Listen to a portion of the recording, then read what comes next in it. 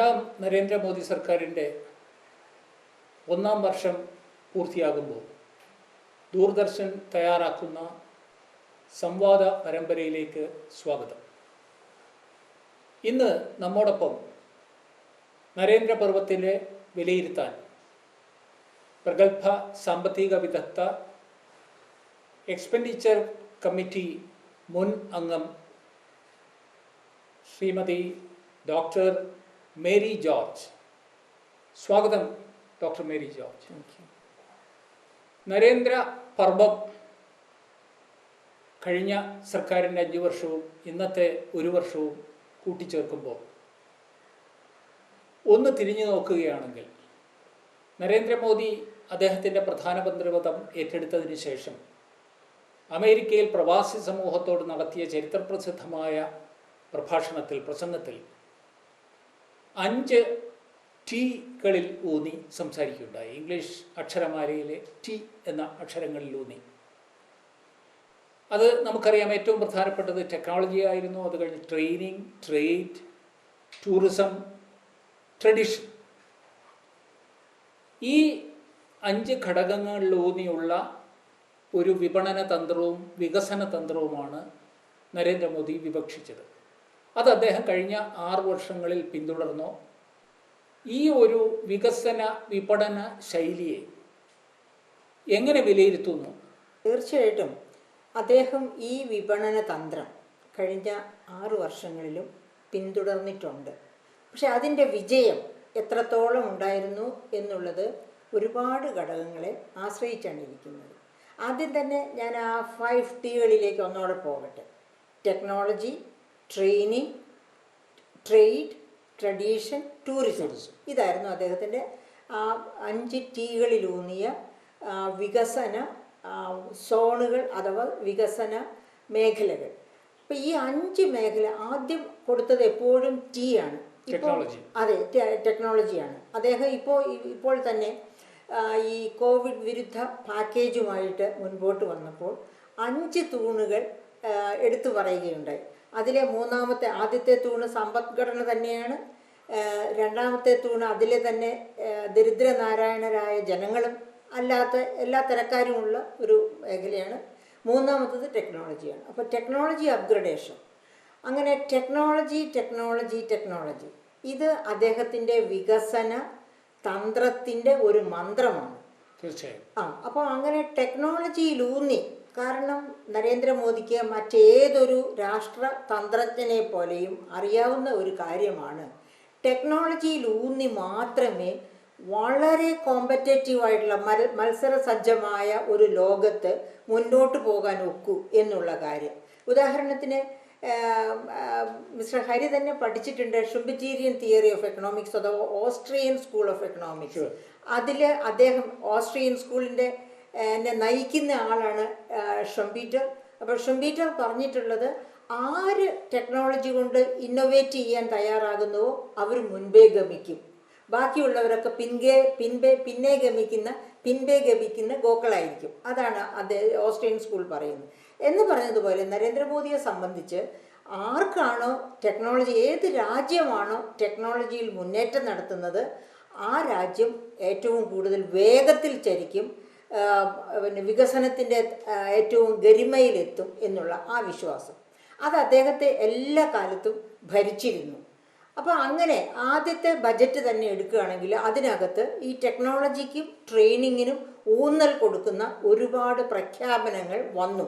അതിനു വേണ്ടിയുള്ള വകയിരുത്തലുകളും, അതായത് റവന്യൂ ചെലവ് വകയിരുത്തലുകളും നടത്തി. അങ്ങനെ സത്യം പറഞ്ഞാൽ ആദ്യത്തെ 2-3 ബജറ്റിൽ ഒരുപാട് അഡ്വാൻസ്മെൻ്റ് ഉണ്ടാക്കാൻ നരേന്ദ്രമോദിക്ക് കഴിഞ്ഞു. പക്ഷേ എങ്കിൽ പോലും എനിക്ക് തോന്നുന്നു ആ കാലഘട്ടം, അതായത് ഈ 5 ടികളെയും വികസിപ്പിച്ചെടുക്കണ 1 വർഷം കൊണ്ടോ 2 വർഷം കൊണ്ടോ പറ്റില്ല. അതൊരു 5 ഇയർ പ്ലാൻ കൊണ്ടോ 10 ഇയർ പ്ലാൻ കൊണ്ടോ പറ്റുന്ന കാര്യമല്ല. പക്ഷെ എല്ലാത്തിനും നന്നായി തുടക്കമിടുക, നന്നായി തുടങ്ങുന്നത് നല്ലവണ്ണം പൂർത്തീകരിക്കാൻ പറ്റുമെന്നാണല്ലോ നാം വിശ്വസിക്കുന്നത്. അപ്പോൾ അങ്ങനെ നല്ല തുടക്കം ഇതിലെല്ലാം ഇടാൻ പറ്റി. അപ്പോൾ എനിക്ക് ആദ്യമായിട്ട് തോന്നുന്നത് ആദ്യ കാലഘട്ടത്തിൽ തന്നെ അദ്ദേഹത്തിൻ്റെ മുദ്രാവാക്യങ്ങൾ, അദ്ദേഹത്തിൻ്റെ മോട്ടോസ്, ഞാൻ ഹരി നേരത്തെ പറഞ്ഞ ആ 5T എന്ന് പറയുന്ന കൂട്ടത്തിൽ തന്നെ അദ്ദേഹം അമേരിക്കയിൽ പ്രസംഗിച്ചപ്പോൾ പറയുകയുണ്ടായി, വി ഹാവ് 3 Ds. ആ 3 Dsയിലേക്ക് നമുക്ക് പിന്നീട് വരാം. ഈ സംസ്ഥാന തലത്തേക്ക് വരുമ്പോൾ ചില പതർച്ചയുണ്ടായി. അതെ, ചില പതർച്ചയുണ്ട്. ചിലത് BJP ഭരിക്കാത്ത സംസ്ഥാനങ്ങൾ ഇടഞ്ഞു നിൽക്കുക, അല്ലെങ്കിൽ കുറച്ച് താളം ചുവട് മാറ്റി പിടിക്കുക. അത് രാഷ്ട്രീയ കാരണങ്ങളാലാണോ അതോ ഭരണ കാരണങ്ങളാണോ? അത് പലപ്പോഴും രാഷ്ട്രീയ കാരണങ്ങൾ കൊണ്ടായിരിക്കും. കാരണം ഈ രാഷ്ട്രീയക്കാർ എപ്പോഴും എന്താണ് പറയുക, ഭരണമോഹികളാണ്, അധികാരമോഹികളാണ്. അപ്പോൾ അവർക്ക് നിലവിലിരിക്കുന്ന ഗവൺമെൻറ് എത്ര തന്നെ നല്ലതാണെങ്കിലും പലപ്പോഴും നല്ലതാകണമെന്നില്ല. ആണെങ്കിൽ പോലും അതിനെ ഏതൊക്കെ തരത്തിൽ വിമർശിച്ച് മോശപ്പെടുത്താമോ എന്ന് നോക്കും. പിന്നെ നരേന്ദ്രമോദിയുടെ ഈ അടിപതറലിന് ഒരു കാരണമായിട്ട് ഞാൻ കണ്ടിട്ടുള്ള പ്രധാനപ്പെട്ട ഒരു കാരണമായിട്ട് ഞാൻ കണ്ടിട്ടുള്ളത് 1950 മുതൽ ഗവൺമെൻറ്റിൻ്റെ തീരുമാനങ്ങളെ സംസ്ഥാനങ്ങളിലേക്ക് വിരിച്ചുവിടാൻ, അതിനെ അവിടെ നടപ്പിലാക്കാനായിട്ട് പ്ലാനിംഗ് കമ്മീഷൻ എന്നൊരു വലിയ ബൃഹത്തായ ഒരു ബോഡി ഉണ്ടായിരുന്നു. ആ പ്ലാനിംഗ് കമ്മീഷനെ മാറ്റിക്കൊണ്ട് പ്ലാനിംഗ് കമ്മീഷൻ ഒരുപാട് തെറ്റുകൾ ഉണ്ടായിരുന്നു, ഒരുപാട് പാകപ്പിഴകൾ ഉണ്ടായിരുന്നു. പക്ഷേ അതിനെ പൂർണ്ണമായിട്ട് എടുത്തു മാറ്റി പകരം കൊണ്ടുവന്ന സംവിധാനമാണ് നീതി ആയോഗ്. അതൊരു വീക്ഷണത്തിലുള്ള വ്യത്യാസമല്ലേ? കാരണം ഈ ആസൂത്രണത്തിന് വലിയ പ്രസക്തി ഇല്ലെന്നും ആസൂത്രണത്തിൻ്റെ ആഗോളീകരണത്തിൻ്റെ കാലഘട്ടത്തിൽ ആസൂത്രണത്തിന് പ്രസക്തി ഇല്ലെന്ന് ബോധ്യമായിക്കൊണ്ട്, പ്രത്യേകിച്ചും ടീച്ചർ തന്നെ ഇവിടെ സൂചിപ്പിച്ച പ്ലാനിംഗ് ആസൂത്രണ കമ്മീഷൻ്റെ പാളിച്ചകൾ, വളരെ ഗുരുതരമായ പാളിച്ചകൾ, നമുക്കറിയാം പല പ്ലാനുകളും സ്പിൽ ഓവർ പ്ലാൻസ് ആയിരുന്നു. അത് മനസ്സിലാക്കിക്കൊണ്ട് സംസ്ഥാനങ്ങൾക്ക് കൂടുതൽ പ്രാതിനിധ്യവും കൂടുതൽ അഭിപ്രായത്തിന് അവസരവും നൽകിക്കൊണ്ടല്ലേ നീതി ആയോഗ് എന്നുള്ള പുതിയ സംവിധാനത്തിന് രൂപം നൽകിയത്. അങ്ങനെ പിന്നെ ഹരി പറയുന്നതിനോട് എനിക്ക് പൂർണ്ണമായിട്ട് വിയോജിക്കാൻ പറ്റില്ല. പക്ഷെ അത് വിജയപ്രദമായില്ല എന്നുള്ളതാണ്. ഇതൊക്കെ ആയിരുന്നു, അതാണ് ഞാൻ പറഞ്ഞ നരേന്ദ്രമോദിക്ക് ഒരുപാട് നല്ല വിഷനുള്ള ഒരു പ്രധാനമന്ത്രിയായിരുന്നു. പക്ഷെ അത് ഈ പ്ലാനിംഗ് കമ്മീഷനെ മാറ്റി ഈ നീതി ആയോഗ് വന്നപ്പോഴേക്കും നീതി ആയോഗിൻ്റെ ചട്ടക്കൂടിൽ ഒതുങ്ങുന്നതായിരുന്നില്ല. അതായത് ഇത്രയും വലിയൊരു രാജ്യമാണെന്ന് ഓർക്കണം. ഇത് 33 കോടി ജനങ്ങളുള്ള അമേരിക്ക പോലെ ഒരു ചെറിയ രാജ്യമല്ല. അമേരിക്ക ഭൂവിസ്തൃതി ഉണ്ടെങ്കിലും പോപ്പുലേഷൻ വളരെ ചെറുതാണ്. ഇത് 29 സംസ്ഥാനങ്ങളും പിന്നെ യൂണിയൻ ടെറിട്ടറികളുമായിട്ട് വളരെ വിസ്തൃതമായ ഒരു രാജ്യമാണ്. ഇങ്ങനെ വിസ്തൃതമായ ഒരു രാജ്യത്തേക്ക് നീതി ആയോഗ് എന്ന് പറയുന്ന ഒരു ചെറിയ സ്ട്രക്ചറിന് അതിൻ്റെ വേരുകൾ എല്ലായിടത്തേക്കും വ്യാപിപ്പിച്ച് വികസനത്തിൻ്റെ തന്തുക്കൾ അങ്ങോട്ടും ഇങ്ങോട്ടും കൊണ്ടുപോകാൻ എളുപ്പമല്ല.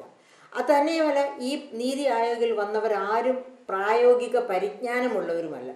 നേരത്തെ മറിച്ചാണെങ്കിൽ പ്ലാനിംഗ് കമ്മീഷനിലുള്ളവരെല്ലാം തന്നെ പ്രായോഗിക പരിജ്ഞാനമുള്ളവരും നല്ലവണ്ണം അതായത് ലോകത്തെവിടെയും സാമ്പത്തിക പുരോഗതി നടക്കുന്നതിനെ ശക്തമായിട്ട് വീക്ഷിക്കുകയും അതിനെ ഒരുപക്ഷെ അവിടെയൊക്കെ ഇവരുടെ തന്നെ നിരീക്ഷണ പാഠം ഉപയോഗിക്കുകയും പ്രയോജനപ്പെടുത്തുകയൊക്കെ ചെയ്തിട്ടുള്ളവരാണ്.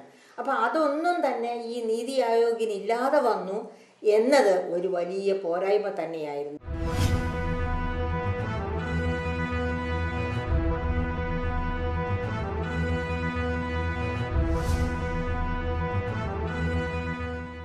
ഈ നീതി ആയോഗിൻ്റെ പാളിച്ചകൾ ചൂണ്ടിക്കാണിക്കുമ്പോൾ തന്നെ സംസ്ഥാനങ്ങളെ സംബന്ധിച്ചോളം ഈ പറയുന്ന ജനകോടികൾ 130 ജനകോടികളുള്ള രാജ്യമാണ് ഇന്ത്യ. വിഭിന്ന സംസ്ഥാനങ്ങൾ, വിവിധ സംസ്കാരങ്ങൾ, ആചാരങ്ങളൊക്കെ ഉണ്ട്.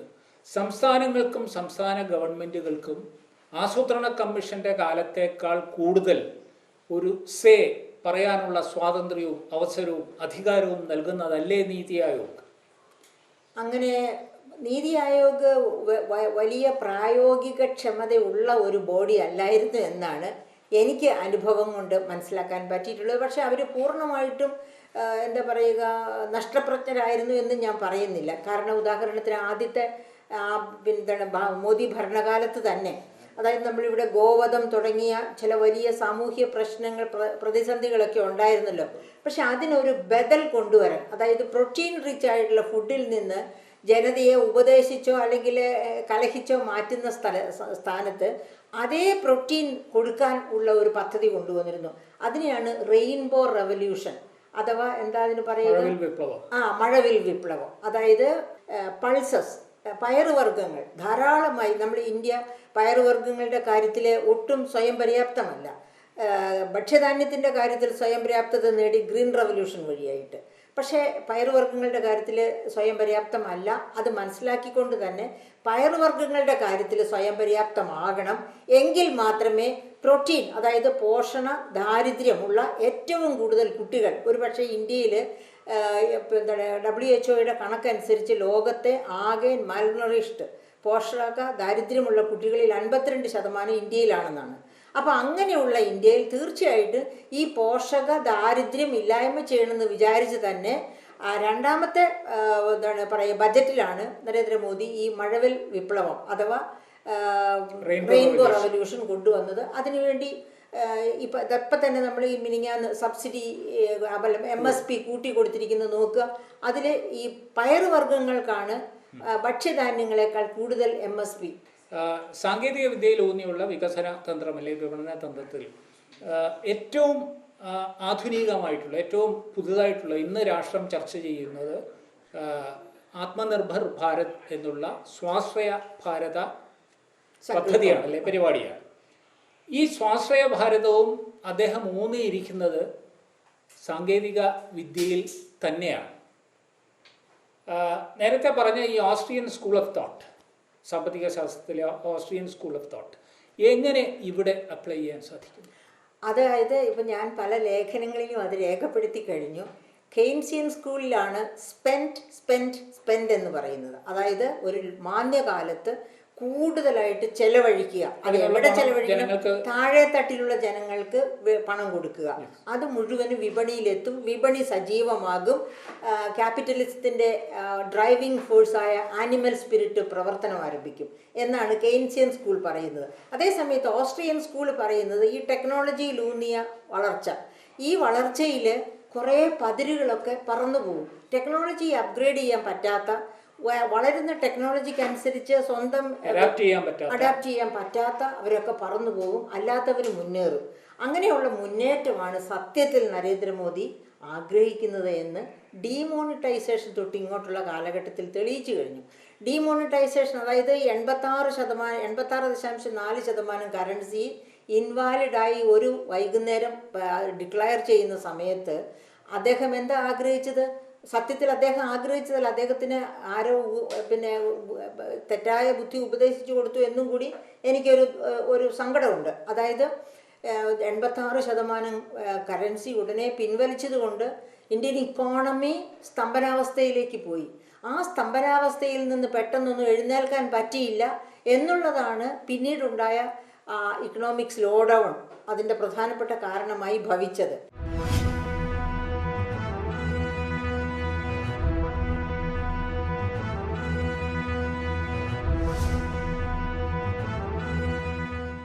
ഡിമോണിറ്റൈസേഷനെ കുറിച്ച് പറയുമ്പോൾ എൻ്റെ ഓർമ്മ ശരിയാണെങ്കിൽ ഡിമോണിറ്റൈസേഷൻ വിവാദ വിഷയമായ കാലങ്ങളിൽ ഡിമോണിറ്റൈസേഷനെ ഏറ്റവും കൂടുതൽ ആർജവത്തോടു കൂടി പിന്താങ്ങിയ ഒരു വ്യക്തിയാണ് ഡോക്ടർ മേരി ജോർജ്. തീർച്ചയായിട്ടും അതിനെ എങ്ങനെ വിശദീകരിക്കും? അതിനെ വിശദീകരിക്കാൻ എനിക്ക് ഒരു ബുദ്ധിമുട്ടും ഇപ്പോഴുമില്ല. കാരണം അന്ന് മാത്രമല്ല, നമ്മൾ ഗ്ലോബലൈസേഷൻ തുടങ്ങിയ കാലഘട്ടത്തിൽ ഡോക്ടർ മൻമോഹൻ സിംഗ് ധനമന്ത്രി ആയിരിക്കെ തന്നെ പല പാക്കേജസ് കള്ളപ്പണത്തെ, അതായത് ഹവാല മണി, അതായിരുന്നു ഇന്ത്യയെ ഏറ്റവും കൂടുതൽ അലോസരപ്പെടുത്തിയിരുന്നത്. അതായത് ഏകദേശം 40 ഒഫീഷ്യൽ കറൻസിയുടെ 40% മുതൽ 50% വരെ അൺഒഫീഷ്യൽ കറൻസി അഥവാ പാരലൽ മണി, പാരലൽ ഇക്കോണമി ഇന്ത്യയിലുണ്ട് എന്ന് പറയുമ്പോൾ നാച്ചുറലി ഗവൺമെൻറ്റിൻ്റെ എല്ലാ നല്ല പദ്ധതികളെയും തകിടം മറിക്കാൻ പോകുന്നതാണ് ആ ശക്തി. അതൊരു എന്താ പറയുക, ഒരു തമോ ശക്തി.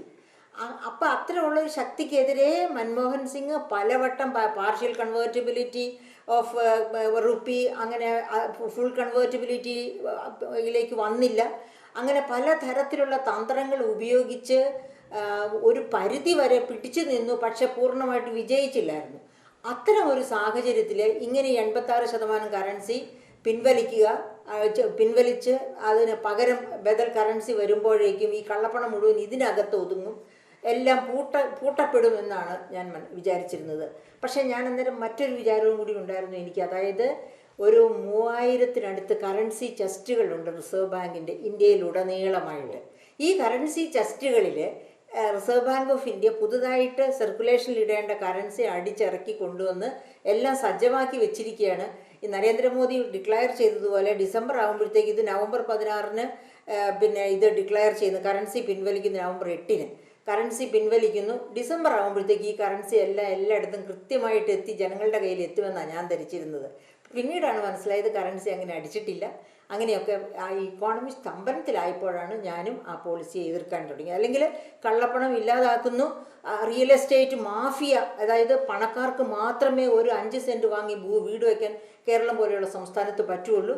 ഇത്തരമുള്ള ഛിദ്രശക്തികൾക്കെല്ലാമുള്ള ഒരു ആഞ്ഞടി എന്ന രീതിയിലാണ് ഞാനതിനെ സ്വാഗതം ചെയ്തത്. പക്ഷേ ആ അർത്ഥത്തിൽ ഇന്നും ഡിമോണിറ്റൈസേഷൻ വാഴ്ത്തപ്പെടേണ്ടത് തന്നെയല്ലേ? ഉണ്ട്. അതിനിപ്പോഴും ചില നല്ല ഗുണങ്ങളുണ്ട്. ഉദാഹരണത്തിന് ഈ എന്താണ് പറയുക, സ്റ്റോക്ക് മാർക്കറ്റിൽ തന്നെ, അതായത് കള്ളപ്പണം വെളുപ്പിക്കാൻ ഉപയോഗിക്കുന്ന ഒരു തന്ത്രമാണ് പണ്ട് സ്റ്റോക്ക് എക്സ്ചേഞ്ചിൽ ലിസ്റ്റ് ചെയ്തിരുന്ന ചില കമ്പനികളുണ്ട്. പിന്നെ അത് ഡിഫങ്ക്റ്റ് ആയിപ്പോയി, കാരണം ആ ഉൽപ്പാദനം നിന്നു. പക്ഷെ അവരുടെ ആ സ്റ്റോക്ക് എക്സ്ചേഞ്ചിലെ അവകാശം, അവർ ലിസ്റ്റ് ചെയ്ത കമ്പനിയുടെ ഉടമയാണെന്നുള്ള അവകാശം ഇപ്പോഴും നഷ്ടപ്പെട്ടിട്ടില്ല. അത്തരം കമ്പനികളുടെ മറവിൽ വന്ന് കള്ളപ്പണം വെളുപ്പിക്കുന്ന വലിയ ഗൂഢതന്ത്രം ഇന്ത്യയിലുണ്ടായിരുന്നു. അത് പരാജയപ്പെടുത്തി. ആ ഒരു വിജയം ഒട്ടും ചെറുതായ വിജയമാണെന്ന് എനിക്ക് തോന്നുന്നില്ല.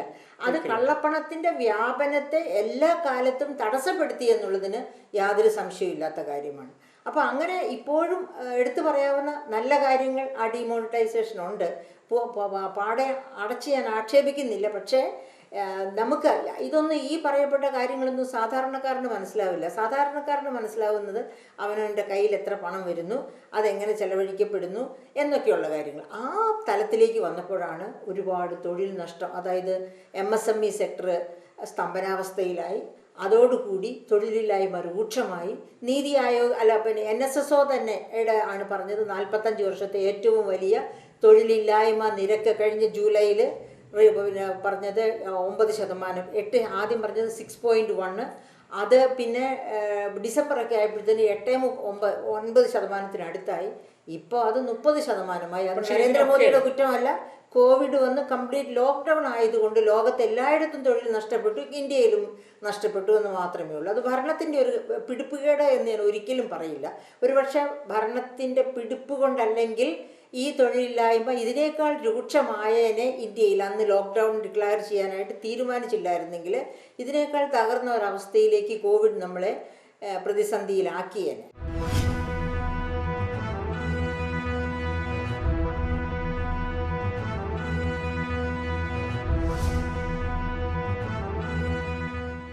പക്ഷേ ഇതൊക്കെ നാം പറയുമ്പോഴും കോവിഡിന് മുമ്പുള്ള ഇന്ത്യ ആഗോളപരമായി പല കാരണങ്ങൾ ഉണ്ടായിട്ട് പോലും, പല പ്രകോപനങ്ങൾ ഉണ്ടായിട്ട് പോലും ആഗോളതലത്തിൽ സമ്പദ് വ്യവസ്ഥകൾ, രാഷ്ട്രങ്ങളുടെ സമ്പദ് വ്യവസ്ഥകൾ വളരെ മോശം കാലാവസ്ഥയെ നേരിട്ട് കൊണ്ടിരിക്കുമ്പോൾ ഇന്ത്യൻ സമ്പദ്ഘടനയെ ഒരു ബ്രൈറ്റ് സ്പോട്ടായിട്ട്, ഒരു തിളങ്ങുന്ന ബിന്ദുവായി പല സാമ്പത്തിക വിദഗ്ധന്മാരും സാമ്പത്തിക ഏജൻസികളും ആഗോളതലത്തിൽ ചൂണ്ടിക്കാട്ടിയിട്ടുണ്ട്. അത് നരേന്ദ്രമോദിയുടെ സാമ്പത്തിക മാനേജ്മെൻറ്റിൻ്റെ ഒരു മികവ് കൂടിയല്ലേ? അത് തീർച്ചയായിട്ടും അദ്ദേഹത്തിൻ്റെ മികവുണ്ട്. പക്ഷെ അതിനോടൊപ്പം തന്നെ 2002 മുതൽ 2008 വരെയുള്ള കാലത്ത് നമ്മൾ ശരാശരി 8% ഗ്രോത്ത് റെക്കോർഡ് ചെയ്തിരുന്നു ഇന്ത്യയിൽ. അതാണ് ഏറ്റവും പ്രധാനപ്പെട്ട ബ്രൈറ്റ് പീരീഡ് ആയിട്ട് ഇന്ത്യയുടെ ചൂണ്ടിക്കാണിക്കാനുള്ളത്. അത് കഴിഞ്ഞ് നരേന്ദ്രമോദി വരുന്നതിന് മുൻപ് തന്നെ ആഗോള സ്ലോ ഡൗൺ 2008 മുതൽ 2009-10 കാലങ്ങളിലേക്ക് അത് വ്യാപിച്ചിരുന്നു. അത് കഴിഞ്ഞ് പതുക്കെ ഇക്കോണമികൾ, രാഷ്ട്രങ്ങൾ അപ്സർജ് ചെയ്യാൻ തിരിച്ചു വരാൻ തുടങ്ങി പൂർത്തിയാകുന്നതിന് മുൻപ് ഒരു പക്ഷേ അമേരിക്ക പോലെയുള്ള രാജ്യങ്ങൾ പഴയ സ്ഥിതിയിലേക്ക് എത്തി.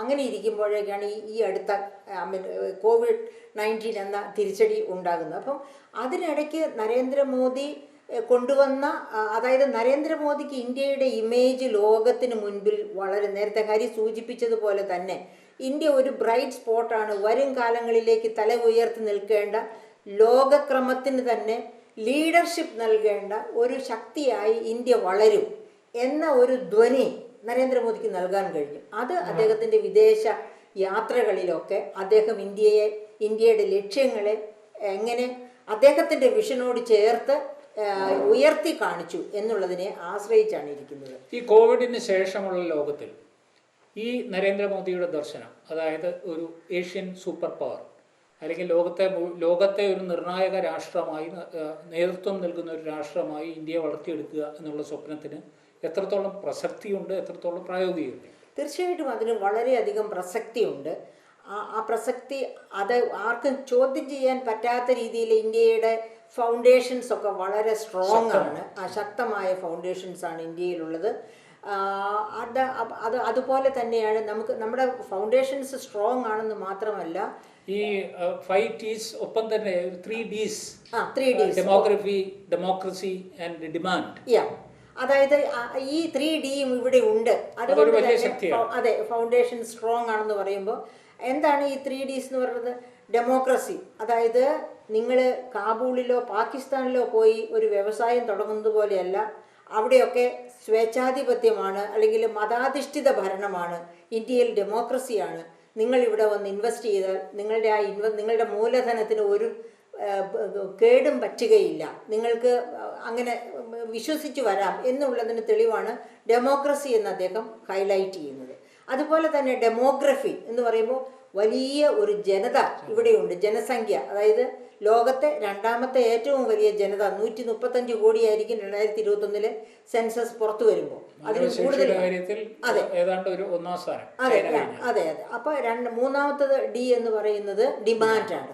അപ്പൊ ഇത്ര വലിയ ജനതയുള്ള ഒരു രാജ്യത്ത്, ഡെമോക്രസി ഉള്ള ഒരു രാജ്യത്ത് നിങ്ങൾ വന്ന് ഉൽപ്പാദിപ്പിക്കൂ. അതായത് make in India, stand up India, startup India. അതായത് സ്റ്റാർട്ടപ്പുകൾ വഴിയായിട്ട് പിന്നെ ഇന്ത്യയിൽ നിങ്ങൾ സംരംഭങ്ങൾ തുടങ്ങുക. ആ സംരംഭങ്ങളിലൂടെ നിങ്ങൾക്ക് ലാഭം കൊയ്യാം. കാരണം ഇന്ത്യയിലുള്ളത് ഡെമോക്രസിയാണ്, ഇവിടെ ഡെമോഗ്രഫി വലുതാണ്, ഡിമാൻഡും അതുകൊണ്ട് തന്നെ വലുതാണ്. അപ്പോൾ ഇങ്ങനെയുള്ള വളരെ ആസൂത്രിതമായ തന്ത്രപരമായി കോർത്തിണക്കിയ മുദ്രാവാക്യങ്ങൾ അദ്ദേഹത്തിന് പറയാൻ കഴിഞ്ഞു എന്ന് വെച്ചാൽ അതൊക്കെ തന്നെ വസ്തുനിഷ്ഠമാണ്. അപ്പം ആരാലോചിച്ചാലും ശരിയല്ലേ അദ്ദേഹം പറഞ്ഞത്? ഇവിടെ ഇവിടെ നല്ല ഡെമോക്രസിയാണ്, പിന്നെ ഈ പറയപ്പെട്ട എല്ലാ ഘടകങ്ങളും ഉണ്ട്, അപ്പോൾ ഒന്നും ഇല്ലാത്തതല്ല പറയുന്നത്. അപ്പോൾ ആ തരത്തിൽ ഒരു നല്ല ഫൗണ്ടേഷൻ കൊടുക്കാൻ അദ്ദേഹത്തിന് കഴിഞ്ഞു എന്നുള്ളതിന് യാതൊരു സംശയവുമില്ല. അതുമാത്രവുമല്ല, ഇന്ത്യൻ ഇക്കോണമിയുടെ അകത്തേക്ക് ഇറങ്ങി വരികയാണെങ്കിൽ ഒരുപാട് നയപരമായ മാറ്റങ്ങൾ ഈ GST അനവസരത്തിൽ കൊണ്ടുവന്നു, അതുകൊണ്ട് പിന്നെ അത് വേണ്ട രീതിയിൽ വർക്ക് ചെയ്തില്ല എന്നൊക്കെ പറയുന്നുണ്ടെങ്കിൽ പോലും ഈ കോവിഡ് വന്നില്ലായിരുന്നുവെങ്കിൽ ഈ വർഷം അടുത്ത വർഷമൊക്കെ ആയിട്ട് GST പരിപൂർണമായിട്ട് നോർമലായേനെ പ്രവർത്തനം. എങ്കിൽ ഡോക്ടർ തോമസ് ഐസക് പറയുന്ന പോലെ 20-25% റവന്യൂ വരുമാനത്തിൽ വർധനവുണ്ടാകാനും ബുദ്ധിമുട്ടുണ്ടാവില്ലായിരുന്നു. പക്ഷെ അതിനിടയ്ക്കാണ് കോവിഡ് വന്നത്. അത് നമുക്ക് പ്രകൃതിക്ക് വിടാനേ പറ്റുള്ളൂ. അപ്പം അദ്ദേഹം കൊണ്ടുവന്ന, അതായത് GSTയിൽ തന്നെ GST കൊണ്ടുവരാനൊരു പ്രധാനപ്പെട്ട തന്ത്രപരമായ ഒരു കാരണം ഉണ്ടായിരുന്നു. വിദേശ ഇൻവെസ്റ്റ്മെന്റ്, അതായത് വിദേശ മൂലധനത്തിന്റെ വരവ്. അവരെപ്പോഴും അറച്ചു നിൽക്കുന്നത് ഓരോ ബജറ്റിലും മാറ്റി വരുന്ന ഇവിടുത്തെ നികുതി ഘടനയാണ്. അപ്പൊ ഇങ്ങനെ മാറി വരുന്ന നികുതി ഘടന ഇന്നൊന്ന് നാളെ മറ്റൊന്ന്. അപ്പൊ വിദേശ ഇൻവെസ്റ്റ്മെന്റ് മൂലധനത്തെ ആ നികുതി, ഉദാഹരണത്തിന് നമുക്കറിയാം പ്രണബ് മുഖർജി ധനമന്ത്രിയായിരുന്ന 2010-11 കാലഘട്ടത്തിൽ കൊണ്ടുവന്ന ബജറ്റില് general agreement on anti avoidance tax, അതായത് വിദേശ മൂലധനത്തിന് 1960 വെച്ച് റിട്രോസ്പെക്റ്റീവ് ഇഫക്റ്റിലാണ് നികുതി ചുമത്തിയത്.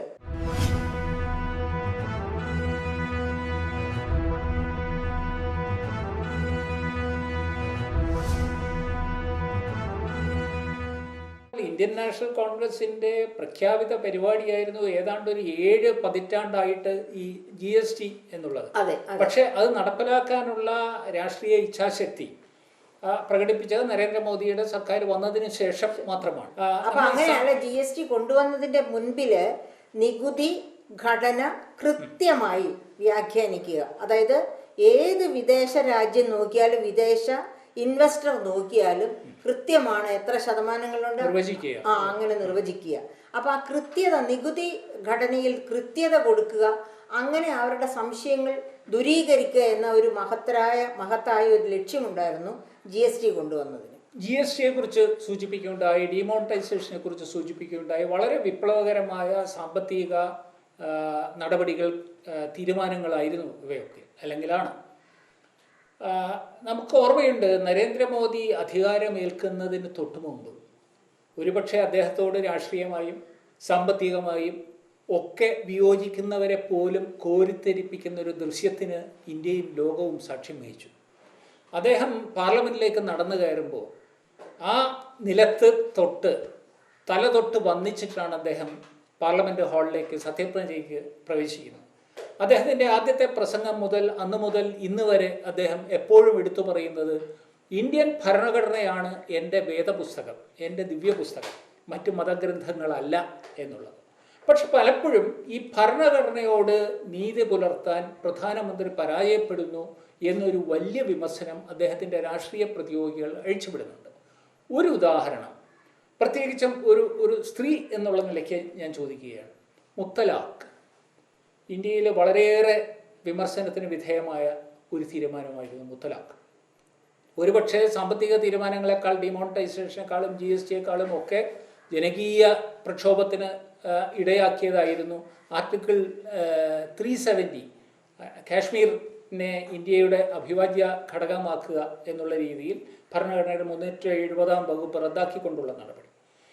ഇത്തരം നടപടികൾ, പ്രത്യേകിച്ചും മുത്തലാഖ് സ്ത്രീ ശാക്തീകരണത്തിനുള്ള ഒരു വലിയ കാൽവയ്പായിട്ടാണ് പ്രധാനമന്ത്രിയും അദ്ദേഹത്തിൻ്റെ ഭരണകൂടവും അവകാശപ്പെടുന്നത്. ഒരു വനിത എന്നുള്ള നിലയ്ക്ക്, ഒരു വീട്ടമ്മ എന്നുള്ള നിലയ്ക്ക് എങ്ങനെ നോക്കിക്കാണുന്നു ഈ വിമർശനാത്മകമായ നടപടികളെ? അതായത് 370 ആർട്ടിക്കിൾ 370 നള്ളിഫൈ ചെയ്തുകൊണ്ട് കാശ്മീരിനെ ഇന്ത്യയുടെ ഒരു ഭാഗമാക്കിയതിന് ഞാൻ പൂർണ്ണമായിട്ടും അംഗീകരിക്കുക. കാരണം എന്താണെന്ന് വെച്ചിട്ടുണ്ടെങ്കിൽ അവർക്ക് പ്രത്യേക സംസ്ഥാന പദവി കൊടുത്തുകൊണ്ടിരുന്ന നമ്മുടെ ശരീരത്തിൽ ഒരു ചൊറിയുണ്ടായിരിക്കുക. അതെപ്പോഴും നമ്മളെ ഇറിറ്റേറ്റ് ചെയ്തുകൊണ്ടിരിക്കുന്നത് പോലെ ഈ കാശ്മീർ ഇഷ്യൂ ഇന്ത്യൻ കോൺസ്റ്റിറ്റ്യൂഷനെയും ഇന്ത്യൻ ജനതയെയും ഇന്ത്യ എന്ന ആ രാഷ്ട്രബോധത്തെയും എപ്പോഴും ഇറിറ്റേറ്റ് ചെയ്തുകൊണ്ടിരിക്കും. അപ്പോൾ അതിന് കുറച്ച് നാളത്തേക്ക് ഇതിൻ്റെ അനുരണനങ്ങൾ ഈ 370-ൻ്റെ ഭാഗമാക്കിയതുകൊണ്ട് അവിടെ കാശ്മീരിൽ തന്നെ കാണും പാകിസ്ഥാനോട് ലയിക്കണമെന്ന് ആഗ്രഹിക്കുന്ന ജനങ്ങൾ. അപ്പോൾ അങ്ങനെ ഉണ്ടായിരുന്നു. പക്ഷേ ക്രമേണ അതൊക്കെ കെട്ടടങ്ങി അവർ പൂർണ്ണമായും ഇന്ത്യയുടെ ഭാഗമായി മാറും എന്നുള്ളതിന് സംശയമില്ല. പിന്നെ മുത്തലാഖിനെ ഞാൻ ഹാർദമായിട്ട് സ്വാഗതം ചെയ്യുകയാണ്. കാരണം എന്താണെന്ന് വെച്ചാൽ ലോകത്ത് പാട്രിയാർക്കി നിലവിലിരിക്കുന്ന രാജ്യമാകട്ടെ, മാട്രിയാർക്കി നിലവിലിരിക്കുന്ന സമൂഹമാകട്ടെ, ഏത് സമൂഹത്തിലും സ്ത്രീ ഒരു രണ്ടാം തരം പൗര ആയിട്ട് തന്നെയാണ് ഇപ്പോഴും പരിഗണിക്കപ്പെടുന്നത്. എത്ര ശക്തി, അതായത് എനിക്ക് തോന്നുന്നില്ല മേധാശക്തി കൊണ്ട് സ്ത്രീകൾ എപ്പോഴെങ്കിലും എവിടെയെങ്കിലും പുരുഷനേക്കാൾ താഴെയാണെന്ന് ആർക്കും സ്ഥാപിക്കാൻ കഴിയുമെന്ന് എനിക്ക് തോന്നുന്നില്ല. അപ്പം ഹരി ചോദിക്കുമായിരിക്കും, എന്നിട്ടെന്താ ഏറ്റവും കൂടുതൽ ശാസ്ത്രജ്ഞരും ഒക്കെ വന്നിട്ടുള്ളത്, അതായത് വലിയ കണ്ടുപിടുത്തങ്ങളൊക്കെ ഒരു ഐസക് ന്യൂട്ടൺ അല്ലല്ലോ വന്നത്. ഈ തരത്തിൽ ചോദ്യങ്ങൾ ചോദിക്കില്ല. ഞാനൊരു മെയിൽ ഷോവനിസ്റ്റ് അല്ല. മെയിൽ ഷോവനിസ്റ്റ് അല്ല. അപ്പം ഞാൻ പറയുകയാണ്, അതായത് ഇതിൻ്റെ ഒക്കെ പുറകിൽ, അതായത് സ്ത്രീക്ക് പ്രകൃതി തന്നെ തീരുമാനിച്ചതാകാം ഈ ഒരു വൈജാത്യം. അതായത് ഈ എല്ലാവരും ശാസ്ത്രത്തിൻ്റെ പുറകെ, കണ്ടുപിടുത്തങ്ങളുടെ പുറകെ, അല്ലെങ്കിൽ മറ്റതുപോലുള്ള അധികാരത്തിൻ്റെയൊക്കെ പുറകെ പോയി കഴിഞ്ഞാൽ ഈ സമൂഹം എന്ന് പറയുന്നത് കുടുംബം, അതിൻ്റെ ആണിക്കല്ലാണ് കുടുംബം എന്ന് പറയുന്നത്. കുടുംബമാക്കുക എന്ന് വെച്ചാൽ ഗാരി എസ് ബക്കർ നോബൽ ലൊറേറ്റാണ്.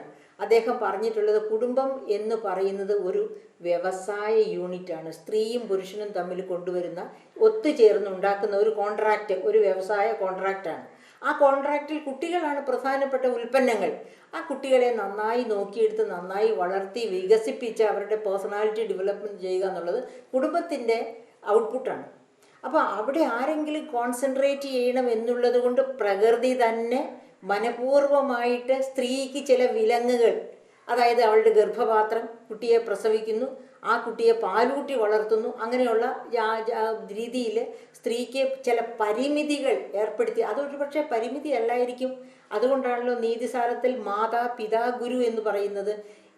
പിതാവിനെ അതാണ് അമ്മ കഴിഞ്ഞ മറ്റൊരു. അപ്പം എവിടെയെങ്കിലുമൊക്കെ അനീതി ഉണ്ടെങ്കിൽ എവിടെയെങ്കിലുമൊക്കെ അവൾക്ക് നീതി കിട്ടുന്നുണ്ടെന്നുള്ളത് തീർച്ചയായും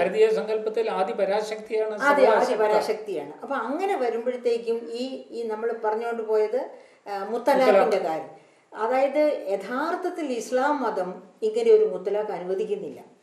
അതായത് പല യുദ്ധങ്ങൾ, പിന്നെ ക്രൂസൈഡ്സും അതും ഇതുമൊക്കെ മുസ്ലിംസും ക്രിസ്ത്യൻസും തമ്മിലൊക്കെ ഉണ്ടായിരുന്ന യുദ്ധങ്ങളുടെയൊക്കെ ഫലമായിട്ട് പുരുഷന്മാരുടെ എണ്ണം കുറഞ്ഞു പോയപ്പോൾ ഒരുപാട് സ്ത്രീകളും കുഞ്ഞുങ്ങളും നോക്കാൻ ആരുമില്ലാതെ അനാഥരായി കിടക്കുന്ന ഒരു സാഹചര്യത്തിലാണ് ഇസ്ലാമിൻ്റെ പണ്ഡിതർ പറഞ്ഞത്, നിങ്ങൾക്ക് പറ്റുമെങ്കിൽ ഒന്നിലധികം സ്ത്രീകളെ അവരുടെ കുട്ടികളെ ഒക്കെ എടുത്ത് വളർത്താൻ. അതല്ലാതെ നിങ്ങൾ അധാർമികമായിട്ട് രതിസുഖസാരം അന്വേഷിച്ച് പോയിക്കൊള്ളൂ എന്ന് ഒരു മതവും പഠിപ്പിച്ചിട്ടില്ല. അങ്ങനെയാണെങ്കിൽ കുടുംബത്തിലൊരു ചട്ടക്കൂട് ഉണ്ടാവില്ല. അപ്പം തീർച്ചയായിട്ടും ഒരു സ്ത്രീക്കും സ്വന്തം ഭർത്താവ് രണ്ടാമതും മൂന്നാമതും നാലാമതും കല്യാണം കഴിക്കുന്നതും അങ്ങനെ പോയി ജീവിക്കും തോന്നുന്നു ഒരു സ്ത്രീക്കും ഇഷ്ടമായിരിക്കത്തില്ല.